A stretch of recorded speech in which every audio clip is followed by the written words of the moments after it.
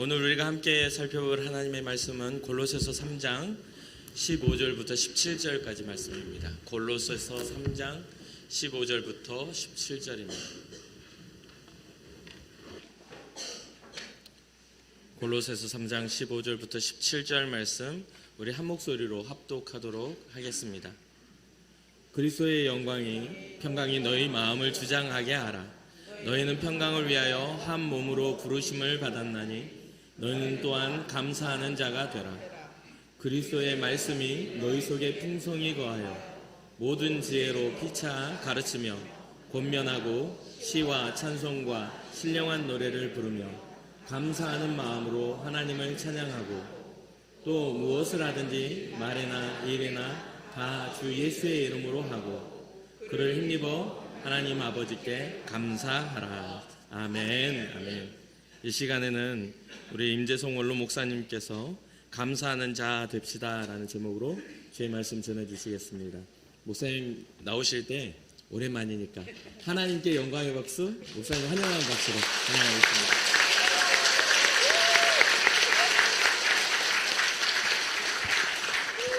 할렐루야.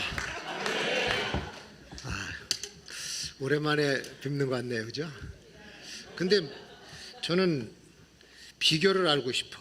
왜 우리 금곡교회에 연세 드신 우리 권사님들은 늙지 않고 날이 갈수록 팽팽해지는가? 하여튼 건강한 모습 보니까 너무 좋고요. 저도 건강하게 잘 지내고 있습니다. 하여튼 여러분 기도 많이 해주셔서 그런 기도의 응답이 아닌가 이렇게 싶어요. 금년도 벌써 절반이 지나고 오늘 이제 7월 첫 주 맥주 감사 주일을 맞이했습니다. 우리 성도들 가운데는 기도 응답을 받아서 또 일이 잘 풀린 교우들도 있을 거고 또 바라고 기대하는 대로 잘 이루어지지 않는 그런 일도 많이 있었을 겁니다. 하루하루 우리가 긴장 속에서 이렇게 불안한 감정 가지고 살아온 지가 벌써 반년이 됐어요. 성경에 보면은 하나님의 명령을 듣습니다. 감사하는 자가 되라. 한번 같이 합시다. 감사하는 자가 되자. 이 골로새서 3장을 보면 1절에 우리가 예수 안에서 거듭났으면 땅의 것을 찾지 말고 위의 것을 찾자. 위의 것을 사모하자라고 말씀하고 있고 또 땅에 있는 음란, 부정, 정욕, 탐심 이런 것들은 좀 내려놓고 옛사람을 버리고 새사람을 입어라. 그런 말씀을 또 하고 있습니다. 하나님의 선택한 백성들은 용서와 사랑으로 평강의 삶을 살아야 되는데 그 말씀까지 하고서는 15절부터 17절 우리가 같이 읽은 대로 그 세 절에서 매 절마다 감사의 메시지가 나와요. 감사하는 자가 되라. 감사해야 평강의 삶이 누려지고 감사해야 시와 찬미를 제대로 하는 참 예배자가 되고 감사를 해야 주 안에서 살아가는 우리 성도들의 삶이 된다는 거죠. 감사 속에서 우리 그리스도인의 삶이 빛을 발하게 되는 줄로 믿습니다. 감사 속에서 그리스도인의 삶이 풍성해지는 줄로 믿습니다. 감사 속에서 우리 아내와 남편과 자녀, 교우들, 이웃이 삶이 아름다워지는 거예요. 하나님께 감사함으로 나중에는 천국의 삶이 기업으로 누려지게 될 줄로 믿습니다. 자, 그럼 뭘 감사를 해야 되느냐? 첫 번째 감사해야 될 게 존재에 대한 감사다. 존재에 대한 감사. 이 기본적인 감사예요. 기본적인. 내가 여기에 존재하고 있다. 그 자체가 감사. 내가 아직 살아서 이 세상에 존재하고 있다는 데에 대한 감사. 내가 오늘 금곡교회에 와서 예배자로서 예배드리고 있다고 하는 그 존재에 대한 감사가 꼭 필요합니다. 이 감사가 없으면요 인생이 이상해집니다. 자기 비하를 하게 되고 신세 한탄을 하게 되고 원망 불평을 하게 되고 그게 비극적인 인생이에요.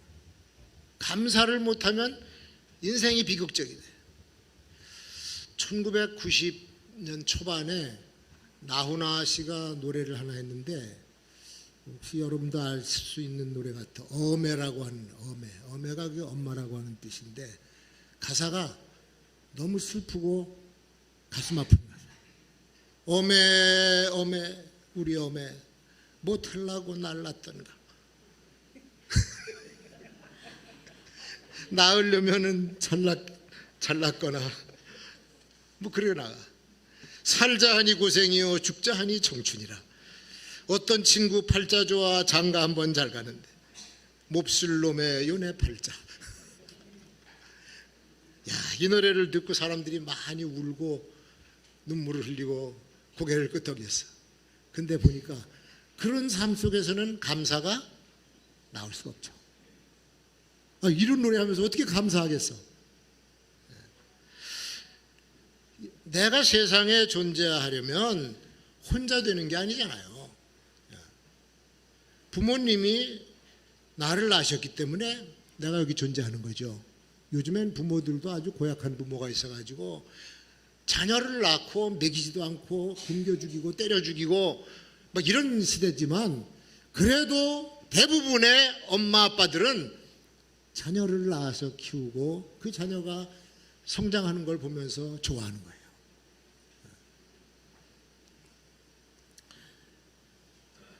짐승들, 새들, 동물들도 자기 새끼 사랑할 줄 압니다. 자기가 낳은 새끼는 어떻게든지 지키려고 맹수가 달려들어도 어미가 그걸 막아가면서 새끼를 지키잖아요. 새도 부화를 해서 병아리가 조그만 새 새끼가 나오면요, 이게 부모들이 암컷 수컷이 계속 교대로 다니면서 그 새끼를 먹여 살려요.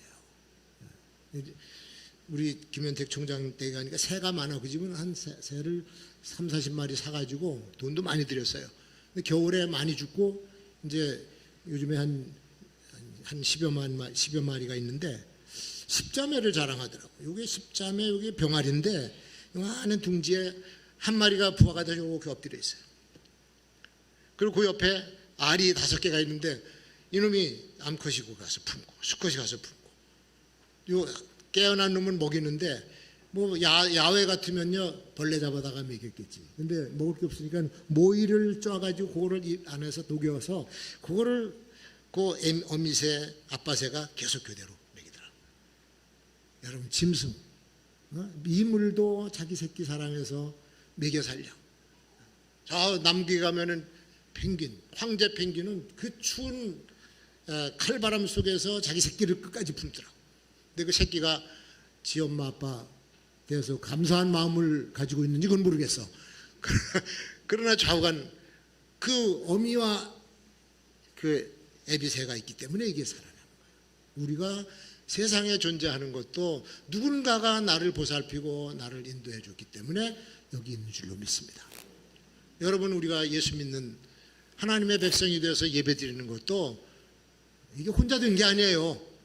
누군가 나를 인도해서 교회로 인도해 줬고 하나님 말씀을 듣다 보니까 성령께서 감화를 주셔서 내가 하나님 자녀가 됐다라고 하는 확신을 가지고 살아가게 되고 그게 감사해서 모여서 우리가 찬양을 드리고 오늘 맥주 감사 예배 드리는 거 아니겠어요? 이게 어떻게 혼자 되는 겁니까? 성경에는 세상에 있는 내 존재가 어디서부터 비롯됐느냐? 하나님께로부터 비롯됐다. 하나님이 섭리하셨고 계획하셨고 하나님이 때가 되셔서 우리를 세상에 보내셔서 세상에 살 수 있게 만들어 주신 거예요. 이게 하나님께로부터 시작된 겁니다. 주님의 계획이 없이는 내가 세상에 존재할 수가 없어요. 근데 사람들이 이걸 몰라요. 하늘을 날아다니는 참새 한 마리도 하나님의 허락이 없이는 땅에 떨어지는 법이 없다. 예수님도 그렇게 말씀하셨잖아요. 여기 오늘 12절에 보니까 나를 택하신 이가 하나님이고 15절에 보니까 나를 부르시는 분이 하나님이고 우리가 복음성가 부르지 않습니까? 나를 지으신 이가 하나님, 나를 보내신 이도 하나님, 나를 부르실 이도 하나님, 나의 나 된 것은 다 하나님의 은혜라. 우리가 전부 하나님의 은혜로 살아가고 있는 줄로 믿습니다. 이게 내가 알지도 못하는 사이에 태초부터 하나님께서 나를 세상에 두시려고 계획하시고 뜻하셨다는 거예요. 여러분, 이거를 알 때 우리가 하나님의 은총과 하나님의 축복을 알게 되는 거예요. 이걸 모르면 하나님의 은혜를 몰라요. 그렇게 주님의 뜻 가운데서 계획 속에서 한평생을 살다가 하나님의 계획에 의해서 때가 되면 세상을 떠나게 되고 하나님 품으로 가는 줄로 믿습니다. 그래서 로마서 1장에도 그걸 다 알려주셨어. 우리가 그 내용을 알도록 계시를 통해서, 자연 계시를 통해서, 만물을 통해서 알려주셨는데 인간들이 감사를 할 줄 모르고 오히려 마음이 허망해지고 엉뚱한 짓을 하고 하나님 없다는 말까지 해요. 제가 오래전에 그 천공이라고 하는 스님이 쓴 책을 봤는데 첫 부분은 그런 대로 읽어줄만 해요. 첫 부분에는 사람이 정신과 마음이 올바르면 세상이 올바라질 수 있다. 그건 뭐 당연한 얘기죠. 근데 조금 더 읽어가다 보니까 사랑은 위대한 것이다. 그런데 그 사랑을 원수에다가 갖다 대면서 종교적으로 이용하는 원수를 사랑하라 하는 말은 위험하다. 예수님의 말씀이 위험하다는 거예요. 그러면서 이 창조주 하나님의 아가페 사랑을 부정을 하더라고. 그래서 그 자리에서 그 책을 덮어가지고 집어던지고 말았어요. 하나님이 계시고 하나님이 우리를 사랑하시고 그 하나님께서 이렇게 아가페 사랑을 가지고 아들을 주시기까지 사랑한 그 사랑에 대해서 깨닫지 못하는 사람이 어떻게 감사하겠어요? 나를 세상에 있게 하신 하나님의 그 사랑에 대한 감사, 그리고 그 하나님께서 내 부모님을 통해서 나를 이 자리에 있게 해주신 그 은혜에 대한 감사, 그리고 어느 누군가가 나를 위해서 기도하다가 나를 주님의 전으로 인도해 주신 그 하나님의 아주 기묘한 섭리에 대한 감사를 할 줄 아는 것이 존재에 대한 감사. 여러분 이 감사를 꼭 하시기를 주의 이름으로 축원합니다. 자, 두 번째로는 관계에 대한 감사입니다. 관계에 대한 감사. 사람이 관계를 맺지 못하는 사람을 우리는 장애자라고 그래요. ADHD라고 하는 그 증후군이 있습니다. 이거는 한국말로 주의력 결핍 과잉 행동 장애, 이렇게 번역이 돼요.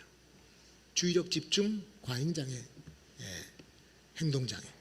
다른 사람과 눈을 맞추지를 못하고 자기 집중하는 것에만 빠져서 대인관계를 제대로 하지 못하는 증후군이 바로 이겁니다. 이 병이에요. 어릴 때부터 이런 증세가 나타나는데 요새 많아졌습니다. 이런 아이들이. 원인도 몰라. 이게 유전도 아니고 약물 중독도 아니고 이게 뭔지 모르겠어. 원인도 모르고 완전한 치료 방법도 없어요. 그냥 그렇게 자라나서 살다가 가는 거예요. 더 이상 나빠지지 않도록 그냥 뭐 상담 치료나 하면서 돈도 많이 들죠. 사람은 인간관계를 맺고 살아야 행복한 겁니다. 나이가 들수록 무서운 것이 뭐냐? 외로움이에요. 고독이에요. 근데 우리 교회 권사님들, 원로 장로님들 보시면은 다 교회 와서 관계를 맺고 살아요. 우리 권사님들은 평생 그렇게 같이 다니지 않아요. 꼭 앉아도 거기 다 앉으시고. 또 아까 좀 밑에 보니까 우리 한도희 장로님 또 동창분들이 많이 오셨어요. 여러분, 이 동기동창이 교회에서 만나서 죽을 때까지 있는 게 축복이에요.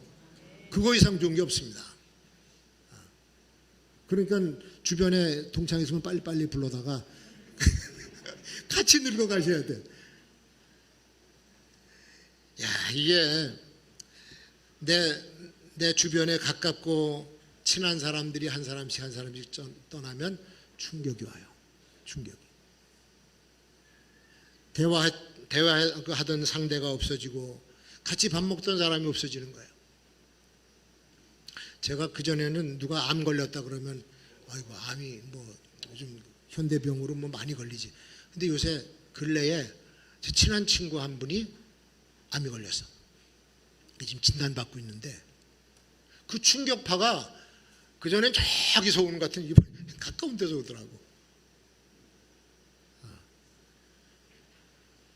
그러니까 이 외로움이라고 하는 것이 상당히 견디기 힘들어요. 관계는 끝까지 가야 된다. 부부가 티격태격 말다툼하면서 저 왼수 같은 영감, 왼수 같은 거 그래도 같이 가야 되는 거야 이게. 그래야 건강한 거예요.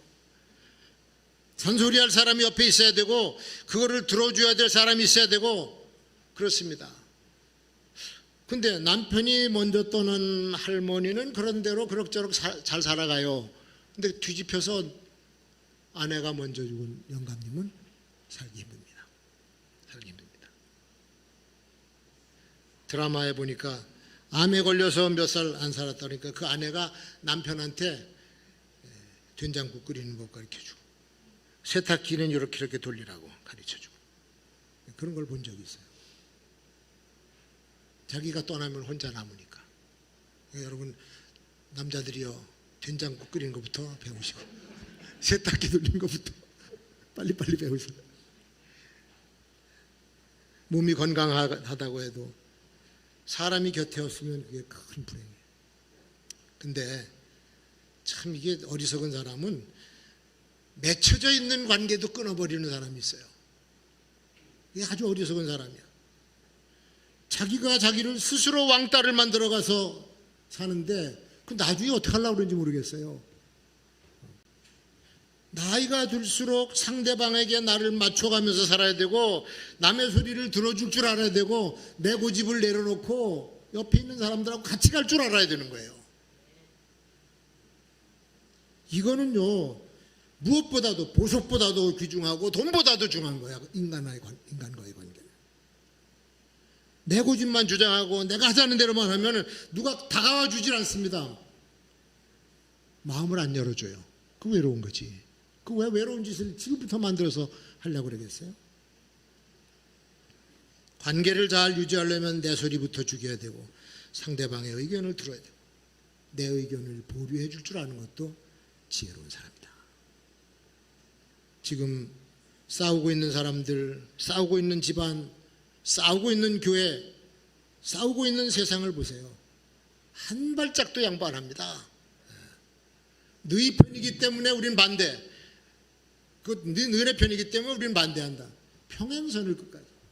이거는 끝이지 않습니다. 이 세상에 이렇게 불행한 관계가 없는 거예요. 다 자기가 하겠다고 그러죠. 자기 중심적이기 때문에. 만약에 상대방을 이기고 내가 그걸 가져도 갖기는 했지만 관계가 깨지고 나면 소중한 것은 이미 다 잃어버린 거예요.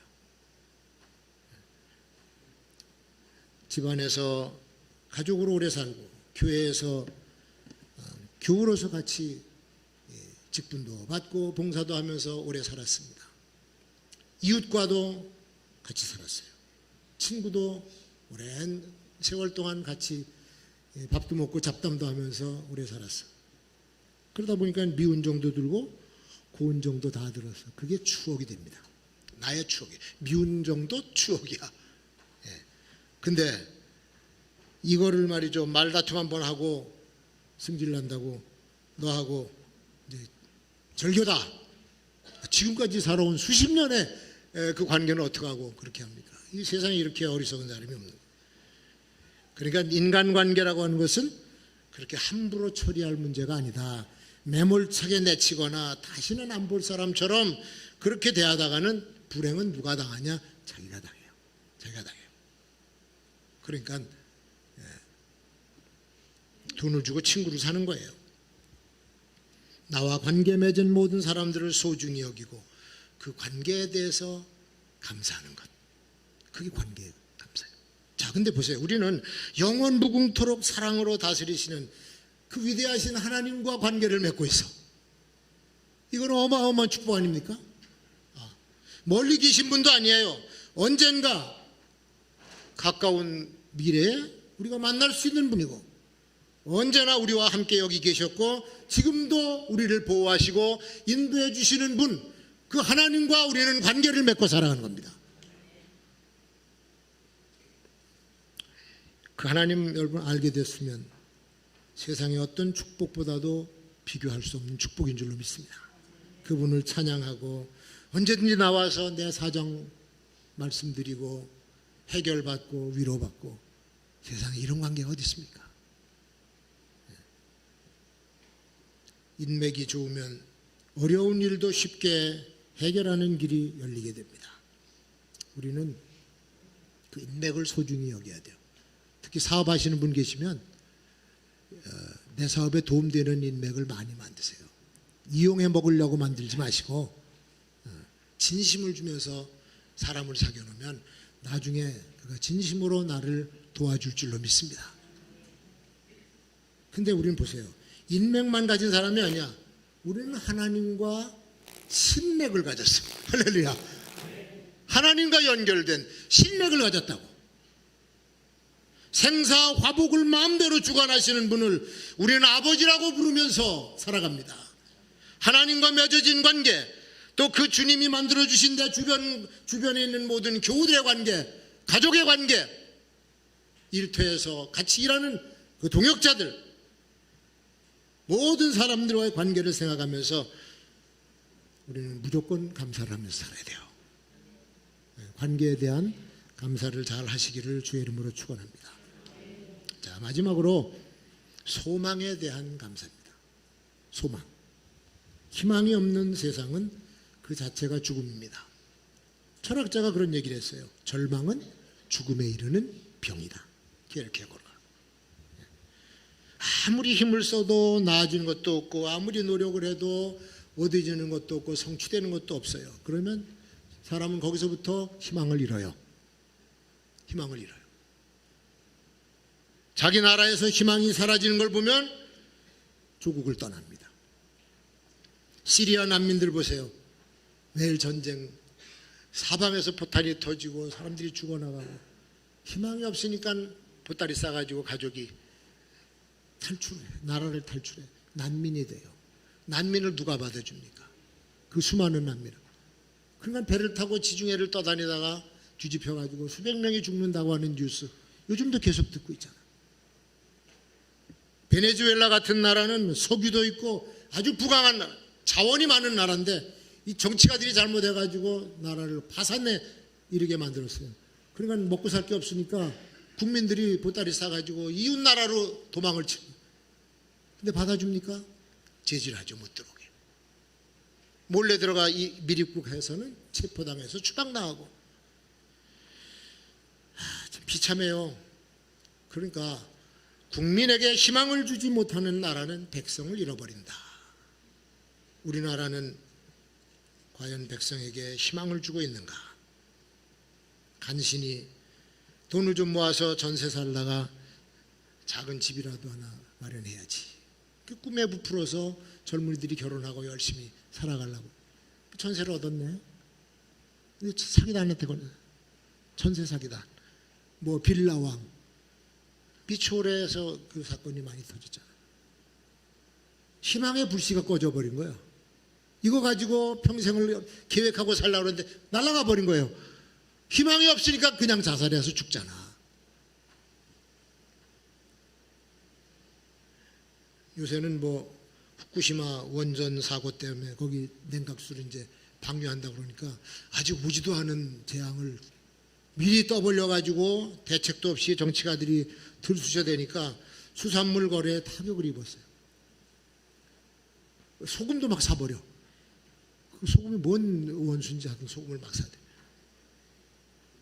아니 국민들이 불안하지 않고 안심할 수 있는 분위기, 좀 희망 있는 소리를 듣고 살아가야 되는데 이걸 뒤집어 가지고 공포심을 조장하고 그걸 정치로 이용해 먹으려고 하니까 이게 참 문제가 한두 가지가 아닙니다. 논어에 보면은 그런 얘기가 있어요. 나라를 이끌려면 이를 존중하되 신의를 지켜야 되고, 또 전략하는 것을 경제를 가르칠 정책을 쓰려고 그러면 애인, 사람부터 사랑해야 된다. 백성을 사랑하는 마음이 먼저예요. 그리고 백성을 위해서 뭐 사용을 하려고 그러면 시기를 맞춰야 돼요. 시기를 잘 맞춰서 거기에 따라서 정치를 해야 되는데, 이거는 뭐 때와 장소도 없이 막 이상하게 서로 싸우고 있으니까 문제가 크죠. 이 세상이 정말 재앙과 환란의 시대 속으로 던져졌습니다. 앞으로 우리가 살고 있는 세상은 더 나아질 것이 없다. 기대를 접으셔야 돼요. 작년보다 올해가 더 뜨겁고 올해보다 내년이 살기가 더 힘들 거고 물가는 점점 더 힘들고, 세상은 멸망을 향해서 달려가고 있습니다. 왜? 사탄이 발광하는 시대가 되었기 때문에. 세상의 권력을 주관하고 있고 주님의 교회를 노골적으로 박해하고 교회 부흥 못하게 만들지 않습니까? 지금 신학교 학생들이 미달이 됐어요. 학교가 미달이에요. 앞으로 담임 목사 구하기도 힘들 것 같아요. 이런 식으로 나가다 교회가 점점 힘들어지고 있습니다. 어저께 들은 얘기예요. 대전에 오신 목사님이 이제 부교육자들 구하기가 힘듭니다. 그러니까 내년 되면 저 목사님이 이제 졸업을 하게 되는데 졸업하기 전에 빨리 붙잡으세요. 없대. 사람 구하기 힘든 시대가 돼서 불법을 옹호해주고 진실은 뒤에다 돌려놓고 거짓을 표면에 내세우고, 여러분 이거 생각 있는 사람들이 이거 볼 때는 우리 사회는 기존 질서를 깨트리고 거꾸로 가는 시대가 된 것 같다. 성경에서는요, 시대가 이렇게 되면은 반드시 심판의 수단으로 세 가지, 칼과 기근과 온역으로 때립니다. 칼과 기근과 온역. 역병의 재앙이 찾아옵니다. 우리는 코로나를 이미 경험했습니다. 또 경제적인 타격입니다. 기근의 시대가 옵니다. 그리고 그 다음엔 칼이에요. 전쟁이 뒤따릅니다. 이게 서로 맞물려 있어요. 전쟁이 일어나면 기근이 오고, 기근이 오면 역병도 오고, 순서는 바뀌지만 오고 있습니다. 우크라이나 전쟁이 아직도 1년이 반이나 지났는데 그치질 않고 있습니다. 또 현대는 과학이 아주 극도로 발달한 시대, AI, 이 인공지능을 탑재한 로봇가 인간을 대신하고 있는 시대예요. 병원에 가서 의사가 묻습니다. 로봇 치료하시겠어요? 돈 더 내야 됩니다. 사람보다 더 비싸요. 로봇 치료. 미국의 실리콘밸리의 인공지능 시대를 대비해서 어마어마한 자본이 투자되고, 빌 게이츠 같은 마이크로소프트 회장도 오래전부터 인공지능에 막대한 돈을 지금 쏟아놓고 있습니다. 인공지능 시대에는 인간이 그 지능을 능가할 수가 없어요. 인간으로 안 돼. 그러니까 없어질 직업도 많이 생겨. 우스갯소리지만 목사님 설교도 인공지능이 하면 기똥차입니다. 옛날서부터 지금까지 감사주일 설교 그러면요, 거기서 좋은 것만 다 추려가지고 딱 만들어내고, 목소리까지 담임 목사 비슷하게 하면 그게 설교지 뭐야. 인간이 과학의 지배를 받는 시대가 되니까 위험 요소가 있어요. 좀 착하고 좋은 사람이 그걸 잡으면은 그 시스템을 선하게 이용하지만, 히틀러 같은 놈이 여기 딱 전쟁 좋아하는 푸틴 같은 사람이 잡아놓으면요, 이건 인류 재앙입니다. 그런 시대가 오고 있어요. 그런데 성경에서는 저 그리스도가 나타난다는 거예요. 이게 계시록에 계시된 미래의 상황이에요. 경제적 침체와 전쟁, 아마겟돈 전쟁으로 나가는 계시록의 예언이 차근차근 지금 진행이 되어나가고 있습니다.